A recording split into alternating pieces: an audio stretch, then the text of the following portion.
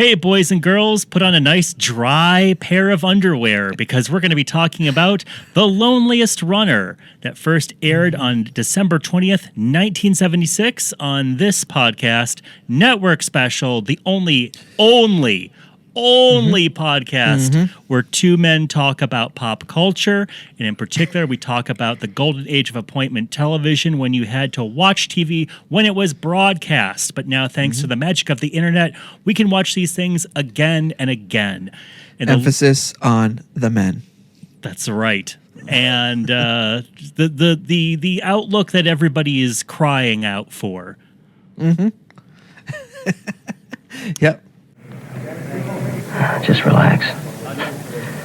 Only 40 million people watching. What got you interested in running? That's good. What got you interested in running? We're talking about The Loneliest Runner, a movie written and directed by Michael Landon, star of television from the 60s to the 80s, popular forever.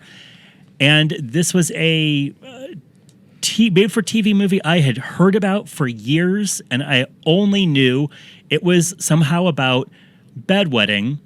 But it was this reference that I hear all the time for some reason, for like pop culture magazines or whatever.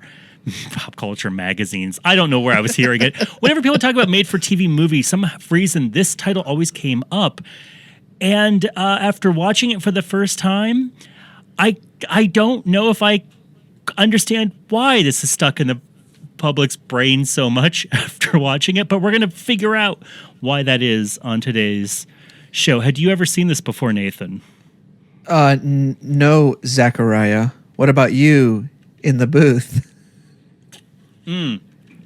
I forgot to introduce everybody. I'm sorry. I was trying to. I assumed that casually. All the species out there already knew who we were. They're just busy updating our Wikipedia and the Reddit forums. I'm, of course, Zachariah, and I'm here with my co-host, Nathan. And who is in the booth recording all of us?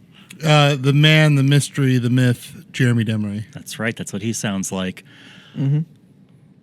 Had you heard of this before, or am I alone here in terms of I'd heard this title dropped all the time? I've heard the title before, but I didn't know it was about bedwetting or anything. I just when you suggested we watch it, it struck a bell in some deep corners of my mind. Yeah, there's also a British movie called The Loneliness of the Long Distance Runner. That's this big seminal movie in Britain. But this is... What year was this Not again? that. What year was this? It was 1976. 1976. 5 days before Christmas this aired. You could watch parents mentally abusing their son. Merry Christmas, everybody. Yeah. And, I mean, okay, as you were watching this, did at any point,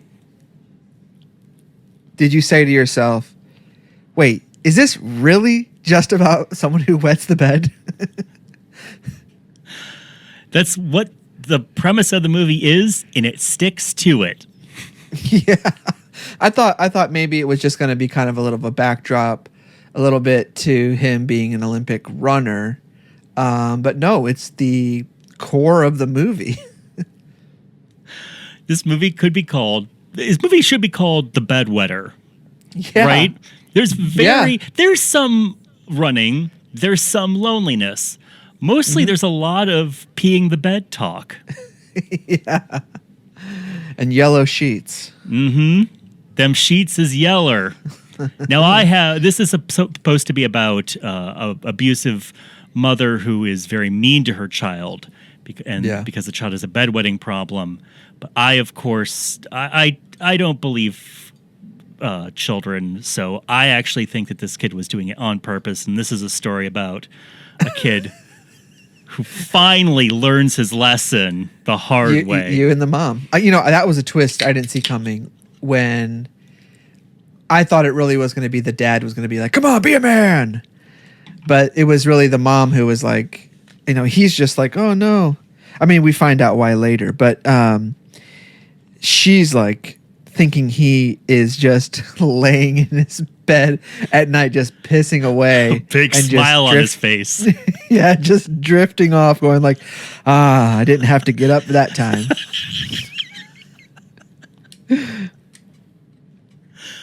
I hadn't thought about bed. I don't have any children, so I haven't thought about bedwetting in a long time. I guess I dealt with it. Most kids deal with it at some age, right? Mm-hmm. Like, yeah.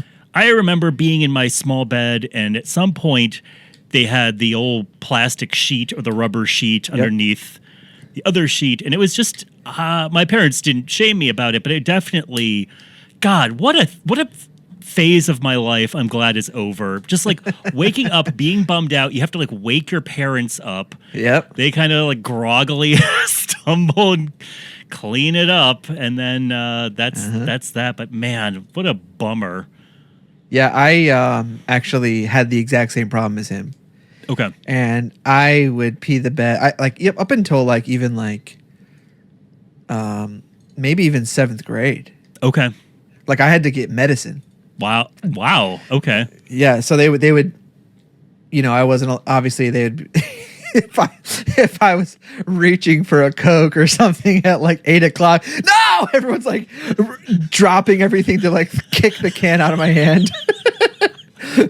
But yeah, I would take I wouldn't do it at the house. I wouldn't take the medicine. But if I was going on like a school trip or something, right, or camping or something, then I would have the medicine. I don't remember if it worked or not, but you take Pinot more. What's that? You take a Pinot more? Yeah, that's what it's called. A sol. Yeah, I forgot to add the asol at the end. And did you just kind of stop after a certain age, or let me guess? Probably. You were doing it on purpose for Probably. attention because you love attention. So okay, Any way you so can I get was it. trying to think about that concept, right? Like there actually was a few times in my life where I was really tired, and I knew that I wouldn't get in trouble.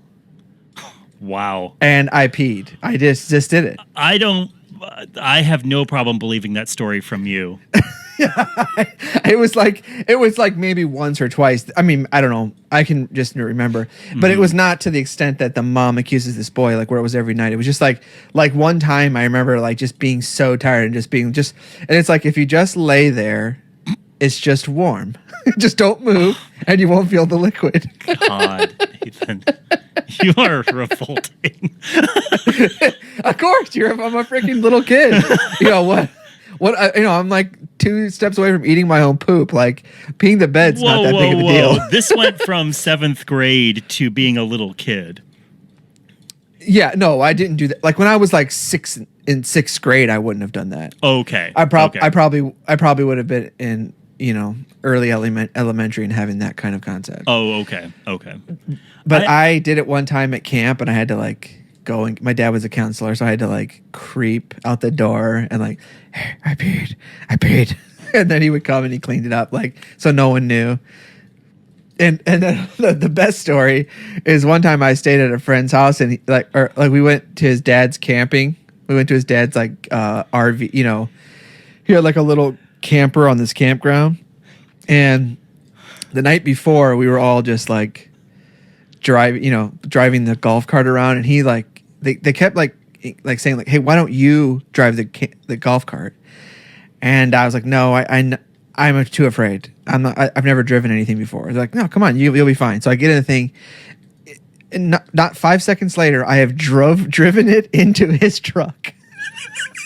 Like just a massive ding into the truck, like this big red shiny new truck, and I've just jammed it. And he goes, what the hell? Like, son of a bitch. I was like, and I like ran and I hid, and I was just crying. And then my friend came around, and he's like, hey, it's okay. It's fine. My dad's not going to do anything. Cause he was like, his dad was like super intimidating. And then, that night I actually peed in their bunk bed and I didn't say anything. I was like, that's it. We left, and I didn't say a word. And I told my friend later, like in the month or something, like, hey, I don't know if you knew, but I peed. He goes, yeah, we knew. Like, well, thanks for not saying anything. The dad was really nice. He didn't tell my mom any of the story. He didn't say anything. He was just like, oh, he was great. He was great. That actually endeared me to him a little bit. Sure. After that time. Were you ever invited back? I no. I don't know how many times he went, but he never called me and said, hey, we're going to the camper again. But I stayed plenty at his house, you know. Sure. Wow. Well, thanks for joining us this week on the show. I'm writing my own autobiography as we speak. Called The Very Popular Sitter. Yeah. Yeah, no, mine's called the Reckless Driver. Okay, well, it's good to know that you have so much on-job training to talk about this movie this week, which was, as I said before, written and directed by TV's Michael Landon, and it's autobiographical. Yeah, to a point. Well, yes, he does not wind up being the star of Little House on the Prairie at the end of this movie. Michael Landon, though, man, he doesn't run to every audition.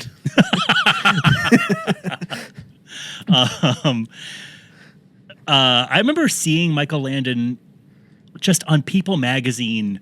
I think he was on People magazine's cover every other week while I was growing up, including after his death, which was like around age like 50 something. Yeah. But man, I remember that time a lot, him dying. Yeah, me too. Seemed it like was a huge deal. big event. Because, and when I was little, I was like, oh yeah, the Little House on the Prairie guy died. Boy, he's really captured the public's imagination. But now I realize, right, when he was like 22, he was starring on Bonanza, this massive series that ran for over 400 episodes. Wow. Then right afterwards, he's on Little House on the Prairie. That's huge. That runs for a couple seasons.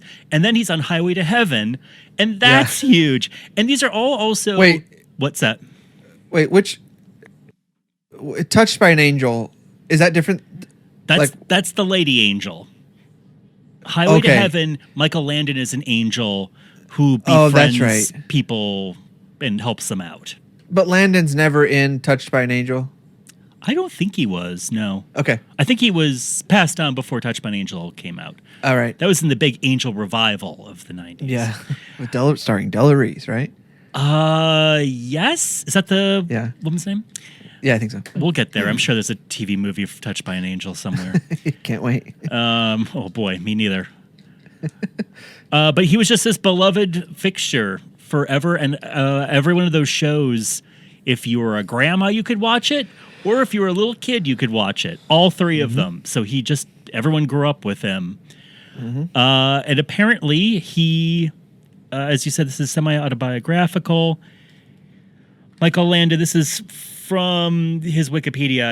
I don't have like a biography of him in depth or anything, but I guess he wet the bed until he was 14, and he had a chronically depressed, mentally unstable mother who, the big story from her that he really remembers is that I think he was like around 7 or 8, and his mom they were on a beach vacation, and she tried to drown herself in the ocean, and he dragged her back, and then she pretended like nothing happened, and he threw up and was really sick the rest of the time. But it was that kind of thing his entire life, where she just kind of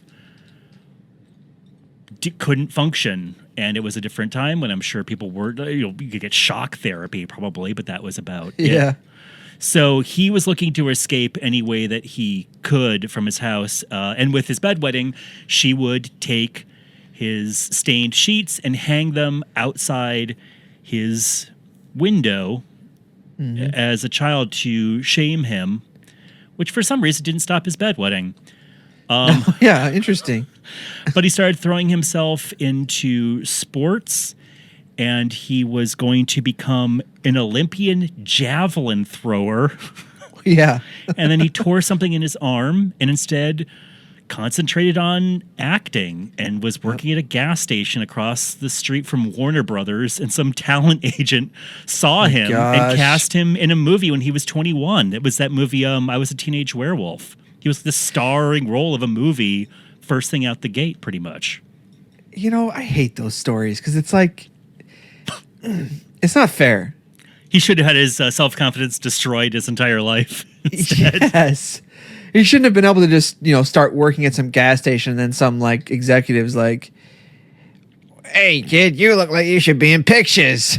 Well, try being extremely handsome and charismatic. And Yeah, maybe, I think that maybe. try looking Yeah, like Michael Landon.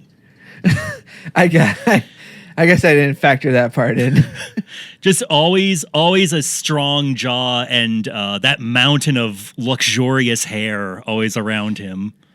He would have been like an amazing grandpa in terms of looks. Like he had one of those grandpa faces. True. Early on. So like I guess like I always think about my grandpa who always had like a strong kind of look to him because he was a coal miner and stuff. But like some people just have that look right out of the gate. I was thinking about him and his kind of vibe, and if he was still living, he seems like the kind of person that like a Tarantino would put in a role and kind of revive the career, just because he has such an intense like energy to him. But do you think Landon would have taken a role like that? I think so. I mean, why not? I Just don't know. because I don't know. I feel like he's been in family stuff his whole life, or he had been. Sure. But also, he was a TV actor. He really didn't do movies. I'm sure he would have, but I think he was probably incredibly busy because he was starring in TV shows all the time. But also, this was a harder era for TV actors to break into movies once a certain time period had gone by. Yeah. So the movie basically kind of follows a lot of this, except that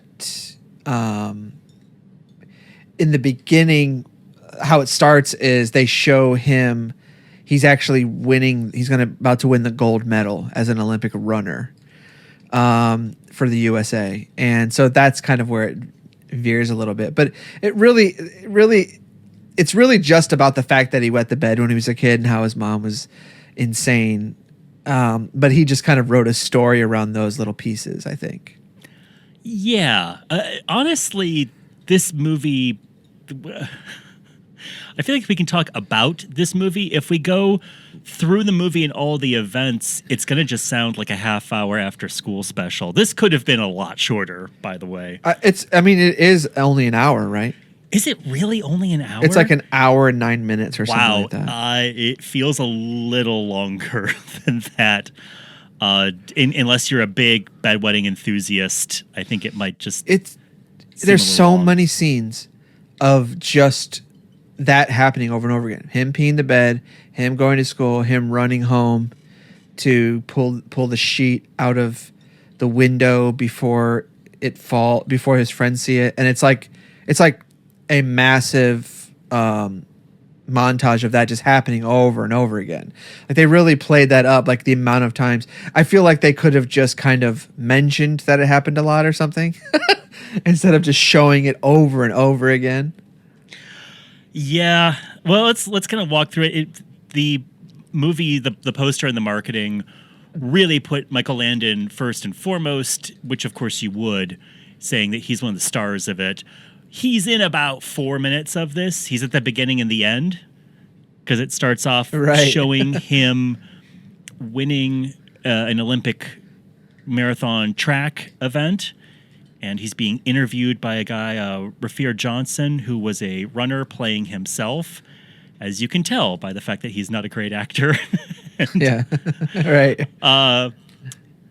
Landon kind of like goes into flashback mode and remembers his miserable childhood where he has a nice dad who is played by Who's Brian 70 years old. Keith, who is who has a very David, not David Carradine. Who am I thinking of? Who does this actor remind you of? Brian Dennehy. That's who it reminded me of. Yeah, a little bit. Yeah, except like an older, thinner version. Yeah. So his nice enough dad and his incredibly mean, definitely mentally ill mom. Starts off with him wetting the bed. He changes his pajamas. He dries off the sheets. He stuffs the sheets in his gym bag. He pretends to go back to sleep. And he wakes up and his dad goes, "How'd you do last night?" And he goes, "Dry 5 days in a row." Because the deal that his psychotic mom has worked out. Actually, no, the dad has said he's going to buy him a real bed. He's in a little kid's bed, I guess. Yeah. I didn't quite that read was a plot point.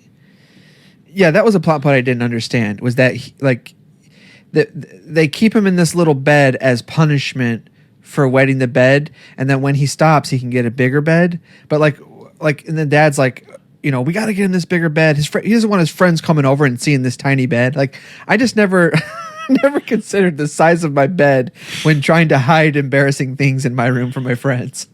I guess the logic was we're not going to spend money on something you're going to ruin. You're going to cake.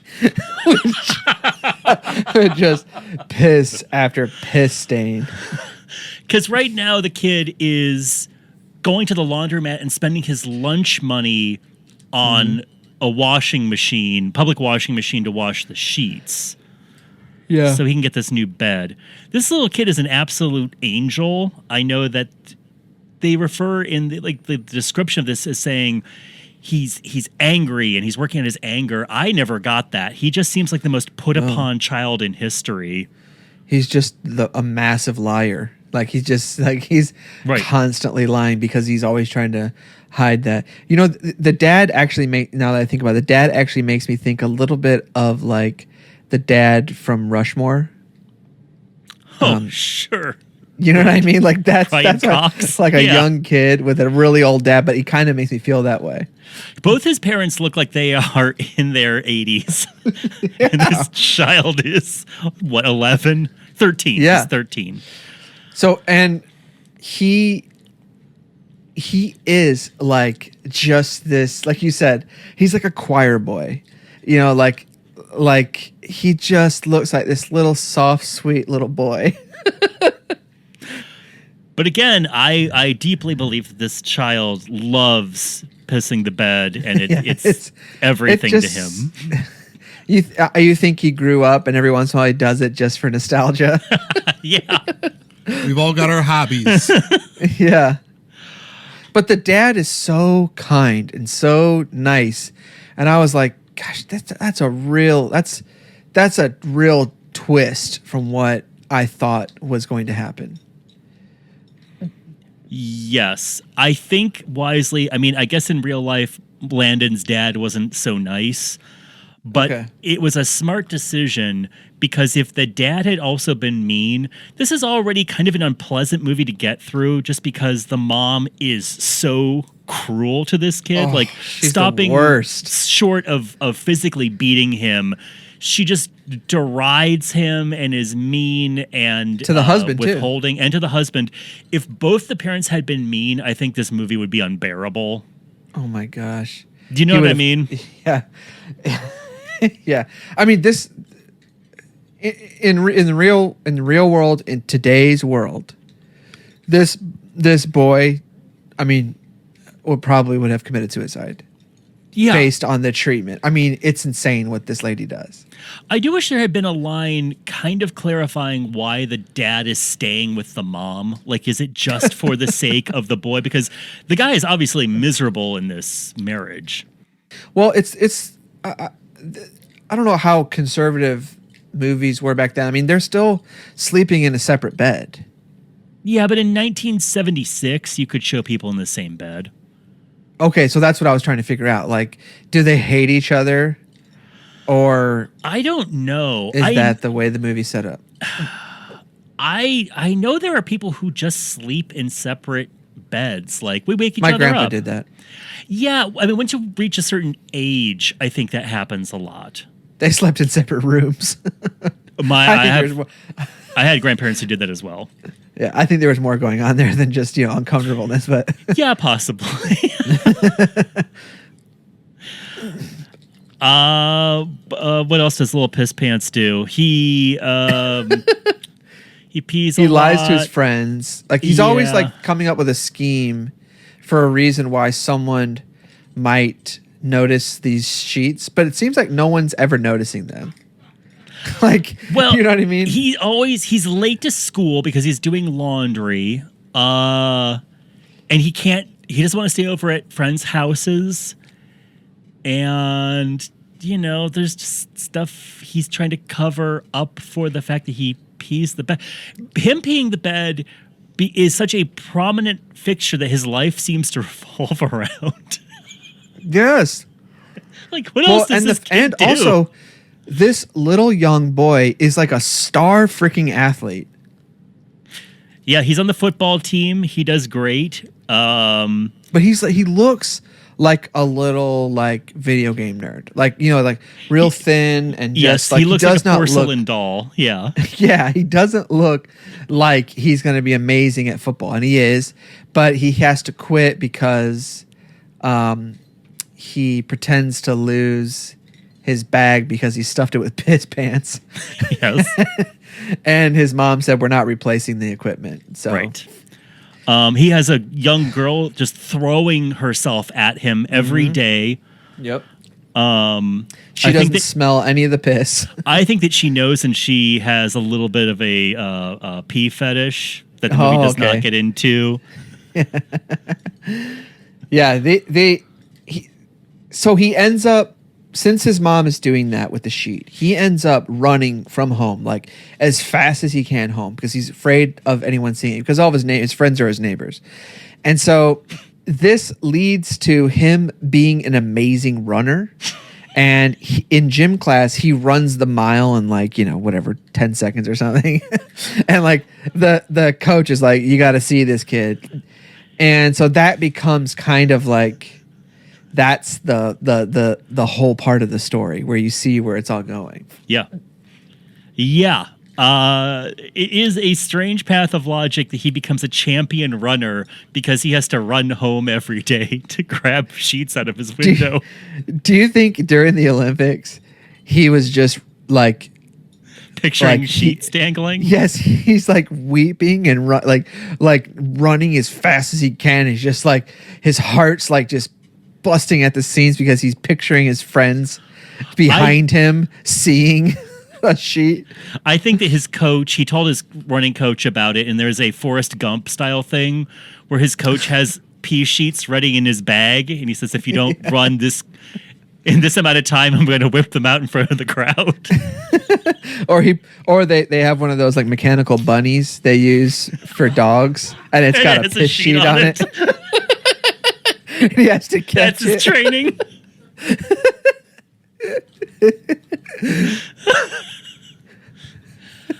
There's also a lot of just time spent on watching this kid not have a fun time at school. Like there's like all that footage in the classroom where his teacher is berating his class for not doing well on the test.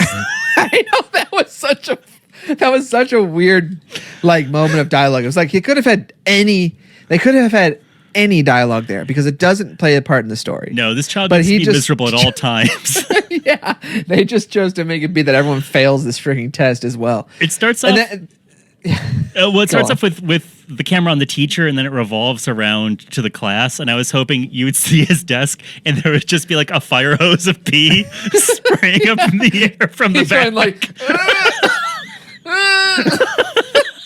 Trying to push the pee down.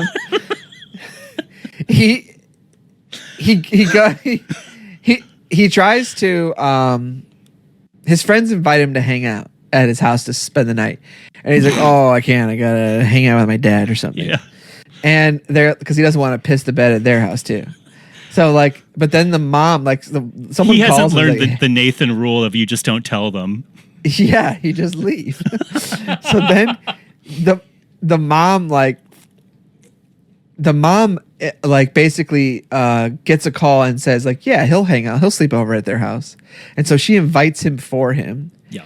And the dad's like, if we haven't, he's gonna piss the bed there. If we haven't been specific enough with the mom thinks that this kid is peeing the bed on purpose because he is lazy and spiteful, which is of course insane because this child has done no wrong in his life. He is blameless without sin.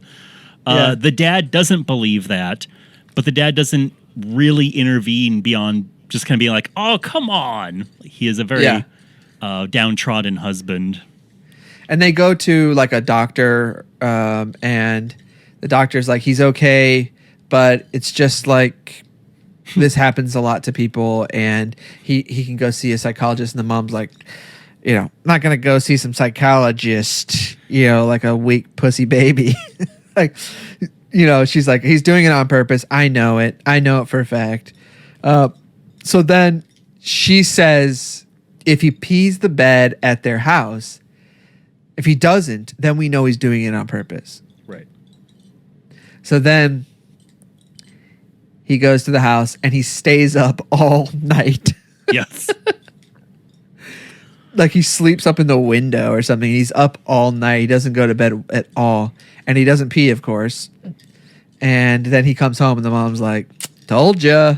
Yeah. He's doing it on purpose. I love that scene where the kids are staying up because they're watching a beauty contest. So there's like a woman in a swimsuit, and one of the boys goes, I bet she can hold her breath a long time, which is such a 1930s way of talking about somebody's breast size. And then, like, this is actually a pretty low-key performance movie, but did you notice that when the parents tell them off screen to go to bed, that child has two cartoon characters for parents? Why are you watching that still? Hey, you turn that stuff off, kids. Hey, you go to bed. That's They're like- not an they're like- exaggeration. It's two Gilbert Gottfrieds. They're like just a few just a few voices away from the Charlie Brown parents. So, old urine trousers finally runs away from home, and he breaks into a department store. He puts a football helmet on. He runs around the store, and then he goes up to the bedding department, and there's all these display mattresses. And he turns to the camera and he smiles, and Bad to the Bone plays, and then you just see him peeing on every single one of those mattresses. The big smile on his face. He looks at the camera and like a little ding hits in his eyes, like a little glare. And it's like problem child. No, he goes and he falls asleep on one of the mattresses, and for some reason he doesn't pee. I guess because he hasn't been mentally abused that night. Probably also because he has a big bed, I think, is the like maybe that was part of the psychology, is that him being demeaned and like having to be in this little thing is like contributing to him continuing to pee like that. Wow, I didn't even think about that. That's an odd leap of logic, but I guess that makes sense in terms of the script. The movie, because it's like instant. He's like, yeah, we're going to get you one of these beds, kid. Like, you know what I mean? Like remember they were like, if you don't pee the bed for a week, we'll buy you a big bed. He does it one night. Mm-hmm. He goes one night without peeing the bed, and they instantly buy it for him. You're saying he didn't learn this lesson. This kid's being coddled. Well, I'm sure that bed is just a water bed right now. Well, I was waiting for that to be the twist, as he winds up with a water bed. And then there's just a catheter that runs into the mattress. And what's great in this scene is the best part of the whole movie is the parents come there in the morning and they get the kid, and the dad finally just tells the mom to shut up. Like, he just said, so will you shut up? And then they leave and she's just standing in the security office by herself.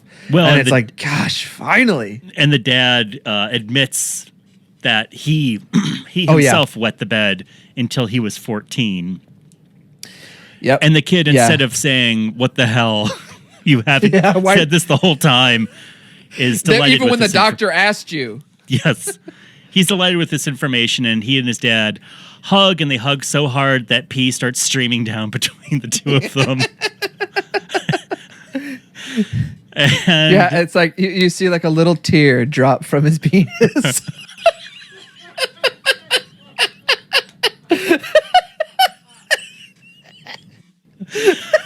And then we flash forward, and Michael Landon is watching himself win the marathon, and the interviewer says, "Who would you like to? Who was your inspiration when you ran?" And Michael Landon says, "Depends." I thought that was crazy that they worked in a product placement like that for adult diapers in this movie. Right. No, Michael Landon says, "I guess my parents." And then the interviewer goes, "I'm sure your parents are very proud watching at home." I thought they were going to cut to like the parents in old age makeup or to two tombstones or something like that. I know because they don't do anything. I know, but I was like, they're setting you like what, like or something like he would say, "Oh, my parents passed away" or something. But it's like, no, the movie ends. The movie just ends. Yes, it ends with a freeze frame of Michael Landon running through finish line tape. And it's one of those great freeze frames where it is just fuzz. Well, especially on the YouTube 8th generation VHS that we saw. Yeah. But it's like, like the technology is what it is. And so like it's Sure. just a blur and then you can kind of make out his face. What did we think about this movie? I think I would have liked it better if it was like an after school special and it was just like 30 minutes. Who do you think is the audience for this movie? This is like the pilot, that we watched. Like the breakdance one we watched, where it's like, it just needs to be a short thing, a little moral story, and in and out, just a way to get kids, as a way to relate to kids who still pee the bed and there's hope and all that stuff. We don't need an hour long, what I assume would have been broken up over 2 hours, with commercials and everything or whatever. Can you imagine watching it in that time frame?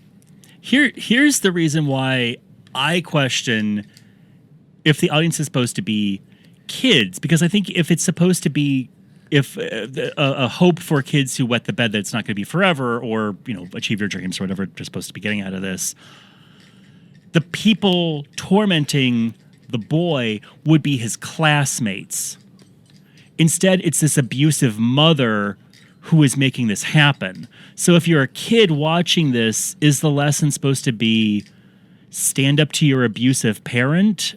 Or do you know what I mean? Because it almost seems like it would be something more for adults about like don't the treat your power kids of, this way. Yes, about not demeaning or shaming your children.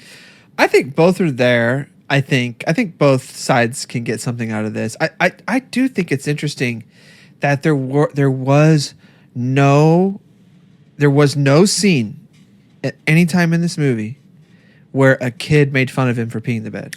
Yeah, doesn't it seem like that should have been in there to add Maybe more he tension? filmed a scene like that, or maybe I don't know if this is autobiographical. Maybe he was always able to hide it. But not in the movie. He has, this kid has really supportive friends. He has 2 jock friends who see the pee sheet, don't say anything. Then the kid makes up a lie about how they just bought a puppy, and the puppy jumped on the bed, and he peed on the bed, and my mom hung the sheet out the window. Like, this very obvious lie, and the friends just let it slide. And also the girl sees it too. Yeah. That's never addressed, though, afterwards, really. I'm assuming it's addressed in the fact that she doesn't give Say a crap. anything. She doesn't. Either she's being really nice about it, or she just didn't notice it. Yeah. Or as I said, she's really into it. And that's why she keeps pestering this kid for a date. I mean, it could be a number of things. That's true. Michael Landon is good at directing kids, I think. Okay. The kids act just like kids in this. Yeah. There's really not a ton of overacting. Except the kid, except it's got that stilted kind of like, well, okay. Well, I don't know. Okay. I think that's in the writing, well, though. Okay. I don't know. Of course, I don't they're know what reading the else you do script. with those lines. Yeah. I know they're reading the script and they're not deviating from it, you know. But like whenever anyone puts the word "well" in a script, Oh, like it's bad. it's always going to come out bad. Yeah. Well, I don't know. Because I don't think people really say that anymore. No. Well, maybe. Sometimes I do say "well" like that. Well, but I never say it at the beginning of a sentence. Are you? No, I mean when you're lying. Don't you do that Yeah. all the time? It was an accident. I didn't mean to be the bed, okay? I guess I'm thinking about like when they're in the cafeteria and his two friends are eating spaghetti and talking to him. They're eating just like regular kids, which is like They're pounding this. two disgusting children not looking up from their food, just shoveling it in, talking with their mouths full. It's like, yeah, that is how kids eat and talk. It's like I told catering not to bring any food until 8 p.m. tonight.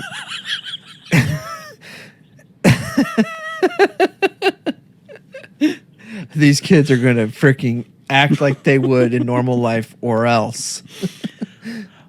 Oh, did we mention that in the last freeze frame with Michael Landon breaking through the finish line tape? He is jumping into a porta potty. He had to immediately just piss his brains out. I don't think I could recommend this because it's too long. I found it really unpleasant to watch because I try to watch everything twice, like at least watch it one time very directly and then another time indirectly just so I can remember stuff. And just listening to this a second time, it's like hearing this kid get berated for an hour and nonstop talk about bedwetting. Like, this is not fun for me. The most depressing part of the movie is when the dad gives in to the mom and starts like smacks him in the face and is like the dad at some point just gives in and just does the same stuff instead of fighting the mom. And like Yes. it's just a low point. Yeah, it beats the piss out of him. Yeah. Into the bed. I will say though that did you know parents when you were a kid and you'd like stay over at parents' houses or whatever, and you look back now and you realize, oh wow, that was not normal or that was really weird what those parents were doing or saying? Yeah, but I think I knew then. You know, I don't like when I think back on like I can remember this one time I was hanging out with my friend and we were all playing something and we were playing baseball with his dad or something and he pushed me. The dad pushed you or the kid pushed you? No, my friend pushed me. Okay. And his dad came barreling through and just like body chopped him. It was like, see how it feels? Oh my God. He was sticking up for me, but and I think in the moment I was like, yeah, you know. But then going home, I was like, oh my gosh. Yeah, what a psycho. I mean, I remember at some point, most of the friends that I was good friends with when I was a little kid, I had to hear almost all of them in the other room getting spankings and crying or yelling in the other room. And then they'd come back and you'd have to pretend nothing. You hadn't heard anything because it's your friend, but their eyes and you're just are sitting there looking weird. at a magazine, a pop culture magazine. Yeah. Reading about this movie. And that's just I had some friends who most of my friends were their parents were I felt like their parents were like mine. I had some parents who were more strict, but it was just about what kind of food they ate and what time they went to bed, you know. Sure. And if we went over there, I knew we had to go to bed at a certain time. But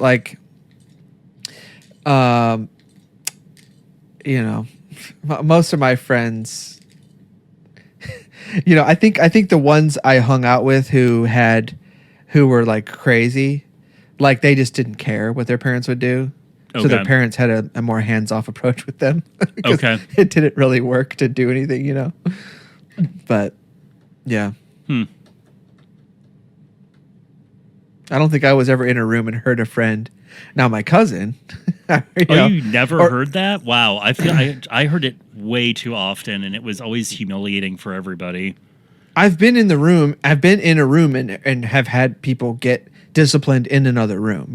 Okay, but mostly family, mostly family, because our families were very much pro spanking. Mm-hmm. So, there was always someone getting spanked somewhere. Yeah, we're all working through something, aren't we? Yeah. And I looked up this young child actor who was in Lance tons Kerwin? of stuff. Lance Kerwin. Did you look? Yeah. So he was in lots of stuff, like lots of movies we will end up watching. But did you read about what in his later years? I did. By the way, this kid specialized in being in bummer movies. He's also in The Boy Who Drank Too Much as the boy and Children of Divorce. So I can't wait for those laugh riots. Yeah. Yeah, he's currently selling timeshares in Hawaii, but before that, he became a minister with U-Turn for Christ in Hawaii. And then 10 years after that, he and his wife pled guilty to falsifying documents to obtain state medical assistance and was sentenced to 5 years probation. What does that mean? Like they're trying to get like Medicaid or something? I have absolutely no idea. So that's my guess. Now, to be fair, what if they just did not have money, but they made just a little bit over the amount that you're allowed to make? Like in Florida, that's like if you make more than $1 a year, you can't get Medicaid. But what if they're just like just $1? But I'm guessing no. I'm guessing it was just pure straight up fraud, being the fact that he sells timeshares. I'm reading from the Star Tribune from 2010. My favorite rag. Kauai County Deputy Prosecuting Attorney Lauren McDowell says the 49-year-old Kerwin was caught falsifying documents to obtain state medical assistance and food stamps.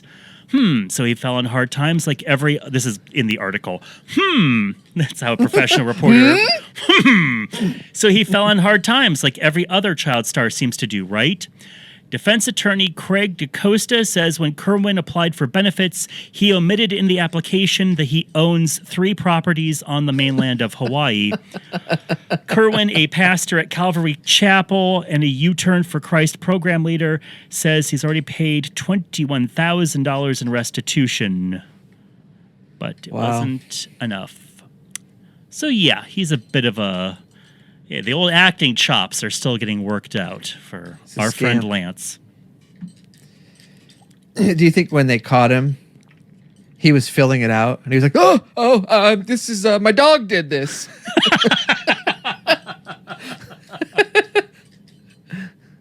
He said, "Believe me, you don't want me in prison. There'll be a lot of mopping." A lot wetter. Yeah. I agree with you. I don't think this is a recommend to watch, but sorry if you're following the schedule of the show, you've probably already watched it, and I apologize. As we always say here on Network Special, sorry. That's right. Do you know if what kind of parents did Stoney have? I pointedly never ask him about his past. Oh, okay. He always, so you don't know if he's wet the bed? I don't think he's ever. He's certainly never talked about it to me. Okay. All right. Sorry, I'm sorry. You don't think he dribbled a little on to get a little extra high from a doobie, like a really wet doobie? Wait. Do I think that he dropped some urine onto a doobie? Is that what you're asking? Yeah, don't you get extra high if you smoke your own piss? Okay, well, that's it for this week. Thank you for tuning in. As always, please rate the show, like and subscribe. Go on iTunes, go on Spotify. I don't know where else you can get podcasts at. Stitcher, is that one? Or no, you have to like be on that, don't you? Like we're not part of that. Yeah. Spotify. Who knows? though. Maybe one day. Yeah, Spotify, Google. Yeah, go on there, rate, like, subscribe on our YouTube channel. We have a Twitter. We have all that stuff. If you go to networkspecialpodcast.com, you can find all of that stuff and more. Too true. So thank you everyone for joining us. And remember, be nice to your children, and just in case, put a little rubber on your sheets. Bye.